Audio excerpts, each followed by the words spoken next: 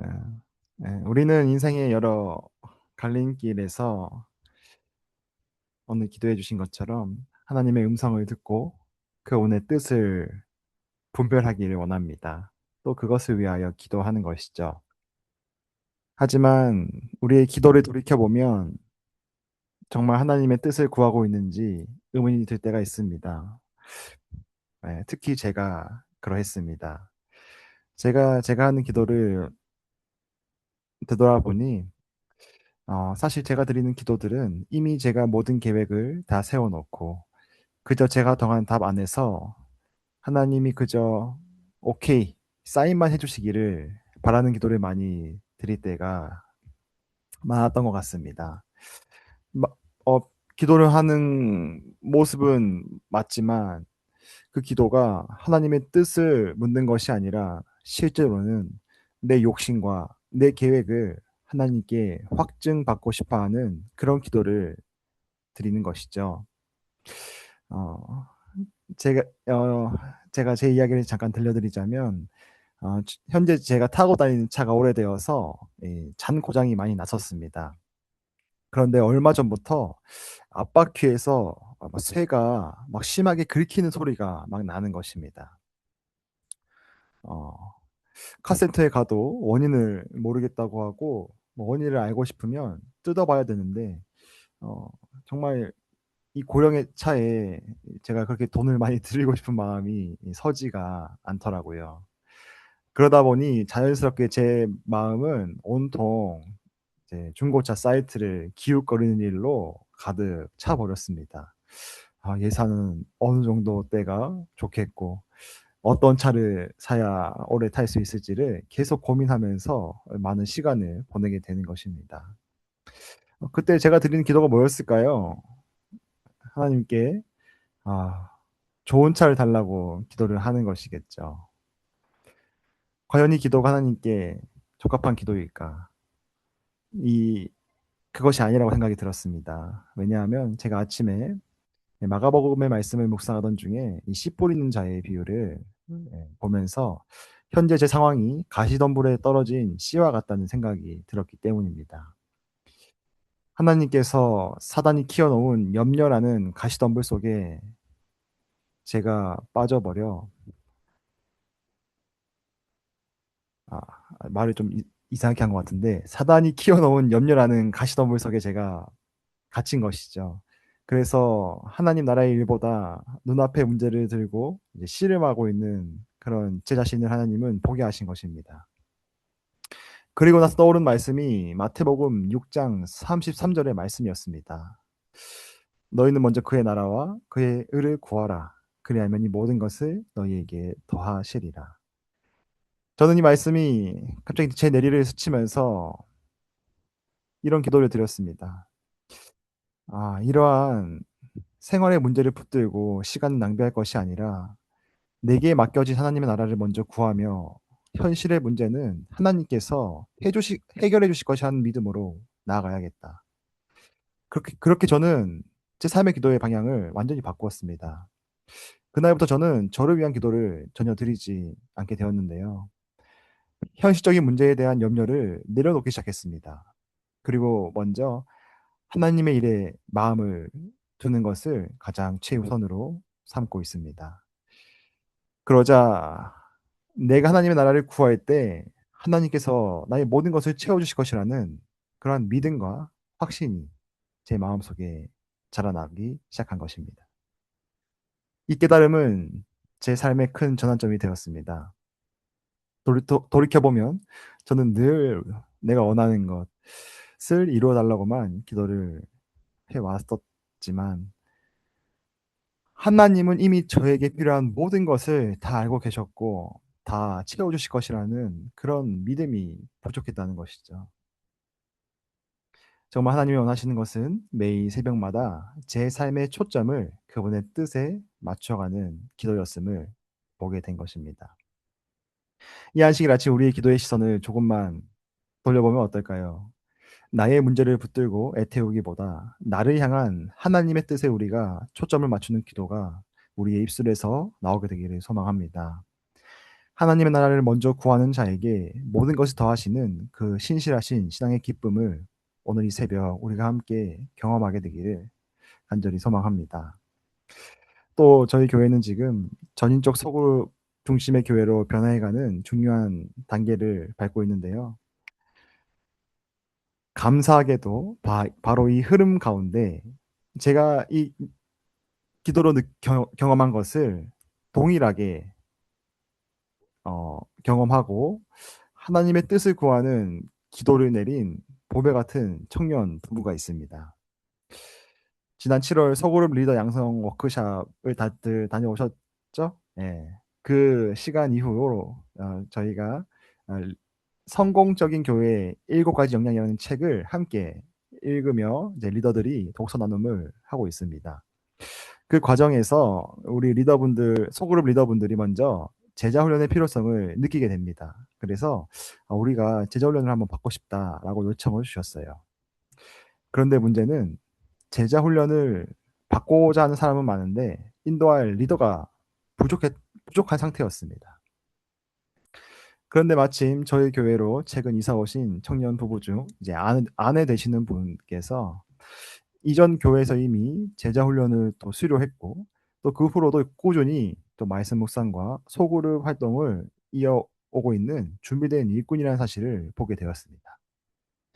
그래서 기쁜 마음으로 우리 한번 같이 해 봅시다라고 얘기를 하려고 했는데 생각을 해 보니 큰 장애물이 하나 있었습니다. 그것이 무엇이냐면 바로 오는 9월에 출산을 앞둔 만삭의 임산부라는 사실이었습니다. 목사로서 출산을 코앞에 둔 분에게 리더를 맡아 달라고 부탁하는 것이 어떨까요? 참 미안하고 좀 입에서 말이 잘 떨어지지 않았습니다. 그래도 기도하는 마음으로 제자 훈련 리더를 혹시 맡아 주실 수 있겠냐고 부탁을 드렸어요. 그리고 불과 한 주도 되지 않아 청년 소그룹 모임을 통해 또 감동적인 답을 전해 들었습니다. 이 여청년 어 아내분께서는 고민 끝에 친정 어머니께 이렇게 물었다고 해요. "엄마, 목사님이 제자 훈련 리더를 맡아 달라고 하시는데 곧 아이를 이제 낳아야 해서 고민이에요. 어떻게 해야 할까요?" 이렇게 물어봤다고 합니다. 그때 어머니께서 어떻게 대답을 하셨을까요? 참 지혜로운 대답을 주셨는데 이렇게 말씀을 해 주셨다고 합니다. "내 언니를 보니 아이에게만 온 정신을 쏟는 것을 보게 되더라. 그러다 보니 오히려 신앙이 약해지는 것이 눈에 보이기 시작했어. 엄마 생각에는 내가 하나님의 일을 하기로 결정을 하면 하나님께서 너희 아이를 키워 주실 것 같다."라고 말씀을 해 주셨다고 합니다. 그 말을 들은 우리 아내분께서는 그 말을 어 긍정적으로 받아들이고 하나님의 일을 우선시할 때 나머지는 하나님이 채워 주실 것이라는 믿음으로 흔쾌히 리더 직분을 수락해 주셨습니다. 우리는 늘 형편이 되면 여유가 생기면 하나님의 일을 하겠다고 말합니다. 하지만 이 이야기는 완전히 다르죠. 내가 준비되고 삶이 좀 나아질 때를 기다리지 않았습니다. 오히려 가장 고민되고 가장 어려운 순간에 하나님의 뜻을 행하기로 택한 것이죠. 우리에게도 이 아침 하나님께서 동일한 질문을 하고 계십니다. "너는 무엇을 먼저 구하고 있느냐?" 우리가 이렇게 내 뜻을 내어 놓고 하나님의 뜻을 구해야 하는 이유는 단순히 개인의 평안을 위해서가 아닌 것이죠. 지금 우리가 서 있는 이 시대 자체가 순종을 절박하게 요구하고 있기 때문입니다. 오늘 함께 나눌 그리스도인 선교봉사 56 조의 말씀을 보시면 이렇게 시작을 합니다. "사악함은 전에 결코 도달한 적이 없는 수위에 이르고 있지만 복음을 전하는 많은 목사들은 평안하다, 안전하다고 부르짖고 있다. 그러나 하나님의 충실한 기별자들은 그들의 사업을 견실하게 진전시켜야 한다. 하늘의 갑옷을 입고서 그들은 두려움 없이 승리를 확신하며 전진해야 한다." 그리고 그들이 접촉할 수 있는 모든 영혼들이 이때를 위한 진리의 계배를 받기까지 결코 그들의 싸움을 멈추지 말아야 한다. 저는 이 말씀을 보면서 우리 엘렌 화이트 선지자가 두 종류의 사람을 대조하고 있는 모습을 보게 되는 것 같습니다. 한쪽은 사악함이 극에 달한 시대 속에서도 평안하다, 안전하다라고 외치는 이제 목회자들이고, 다른 한쪽은 하늘의 갑옷을 입고 두려움 없이 진리의 기별을 전하는 충실한 기별자들입니다. 오늘날 많은 강단에서 들려오는 메시지는 위로와 축복 그리고 긍정의 언어로 가득합니다. 하지만 우리 재림교회는 다르죠. 재림교회 강단은 그것으로만 채울 수 없는 사명이 있기 때문입니다. 바로 지금이 마지막 때이며 회개할 시간이 얼마 남지 않은 재림을 준비해야 하는 그러한 때가 다가왔다는 경고의 메시지를 함께 전하고 있습니다. 그래서 우리 재림교회 설교에는 유독 경고의 음성이 많이 들어가 있는 것이죠. 그것은 두려움을 주기 위함이 아니라 함께 하늘을 가야 할 성도들을 사랑하시는 하나님의 음성을 들려 주기를 원하기 때문인 것이죠. 또한 다가오는 위험을 알면서도 침묵하는 것은 목회자의 직무유기이며 어, 에스겔 33장에 나오는 그 파수꾼처럼 우리는 나팔을 불어야 할 사명을 받은 자들이기 때문에 더욱이나 그러한 외침을 해야 하는 것입니다. 이어지는 말씀을 보겠습니다. 오늘날 종교계의 형편에 경종을 울려야 할 이유가 있다. 하나님의 긍휼은 멸시를 받아왔다. 많은 무리들은 사람의 계명으로 교훈을 삼아 가르치며 여호와의 율법은 소용없다고 말한다. 많은 교회들은 불신에 휩쓸려 있는데 성경을 공공연히 부인하는 넓은 의미에서의 불신이 아니요 그리스도교의 의복으로 단장하고서 성경이 하나님의 계시라는 믿음을 해치고 있는 그런 불신이다. 열렬한 헌신과 생기 있는 경건은 형식주의로 대치되었다. 이게 핵심인 것 같아요. 그 결과로 배도와 관능주의가 성행한다. 그리스도께서는 롯의 때와 같으리니 인자의 나타나는 날에도 이러하리라고 선언하셨다. 날마다 지나가는 사건에 대한 매일의 기록은 인자의 말씀이 성취됨을 증거한다. 세계의 죄악은 신속히 무르익어 멸망 직전에 이르렀다. 하나님의 형벌은 곧 내릴 것이요 죄와 죄인들은 소멸당할 것이다. 이 말씀이 쓰인 지가 벌써 100년이 넘었지만 오늘 우리의 모습을 그대로 비추는 거울과 같습니다. 열렬한 헌신이 뭐가 되었다고요? 예, 형식주의로 대치되었다. 즉 생기 있는 경건이 익숙한 형식으로 되어 버렸다라고 말하는 것입니다. 여기서 우리 엘렌 화이트 여사가 말하는 불신은 노골적으로 하는 그런 불신을 말하는 것이 아닙니다. 그리스도교의 복장으로 단장한 불신입니다. 즉 여전히 예배당에 앉아 있고 찬양을 부르고 성경책을 손에 들고 있지만 그 말씀이 정작 내 삶과는 아무 상관이 없는, 내 삶의 결정과 습관과 우선순위를 바꾸지 못하는 형식주의의 신앙을 가리키고 있는 것입니다. 하지만 그뿐 엘렌 화이 선지자는 이 시대의 어두움만을 말하고 있지는 않습니다. 어두움이 짙을수록 하나님은 더욱 밝게 빛나는 이제 남은 자들을 준비하고 있다고 말씀을 하고 있는데요. 여러분 이태석 신부님을 다들 아실 것입니다.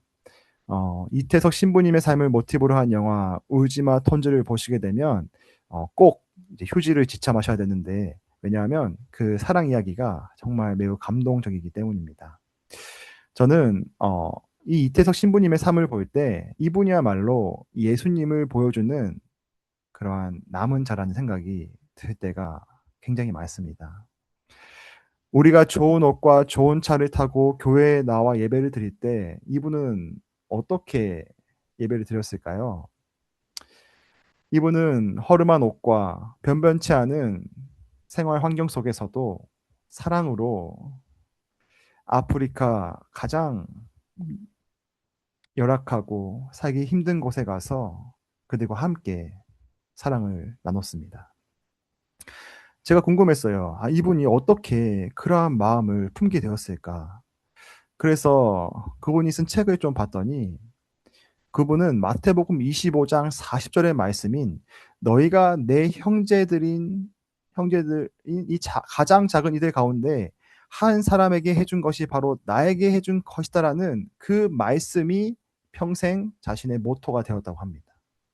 이 말씀 때문에 자신이 그곳에 가기로 결정했다는 것이죠.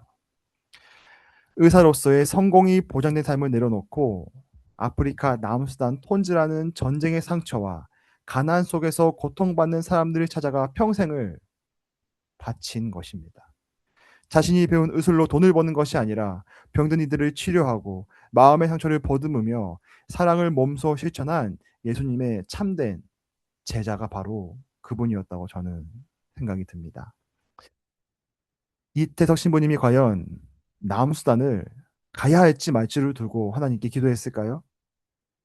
저는 결코 그렇지 않다고 생각을 합니다. 하나님의 말씀에 나의 삶에 초점을 맞추니 하나님께서 그 길을 보여주셨고 그 길이 남들이 생각하는 꽃길이 아니더라도 예수님께서 먼저 가신 그 길이면 나도 함께 걷겠다라고 순종한 것이죠. 예수님께서 그에게 보여주신 하나님의 뜻은 너희가 내 형제들인 이 작은 이들 가운데 한 사람에게 해준 것이 바로 나에게 해준 것이다 였습니다. 그렇다면 오늘 여러분과 저에게 말씀하시는 하나님의 뜻은 무엇일까요? 오늘 새벽 우리는 이 말씀을 통해 두 가지를 보게 됩니다. 첫 번째는 형편이 완벽하지 않아도 하나님을 먼저 구했던 순종입니다.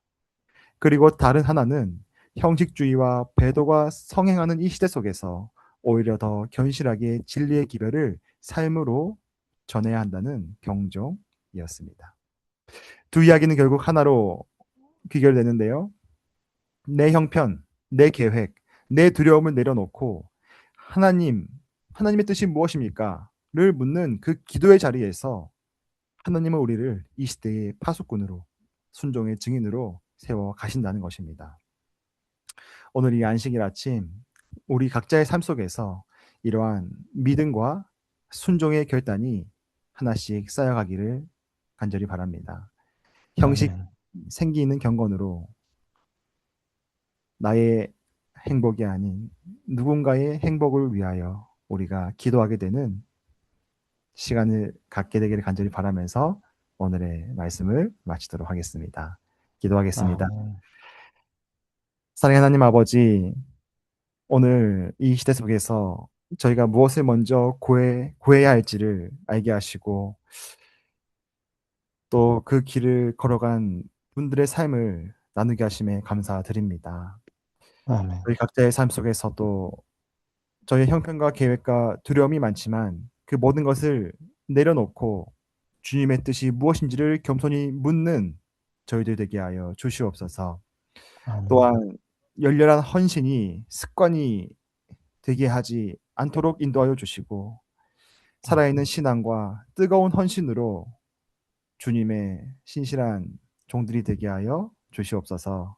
이 아멘. 안식일 주님께서 주시는 평안과 쉼을 통하여 주님의 은혜를 강물처럼 받아서 또 흘려보내는 그러한 귀한 안식일을 보내게 해 주시옵기를 간절히 바라오며 예수님의 이름으로 기도드립니다. 아멘. 아멘.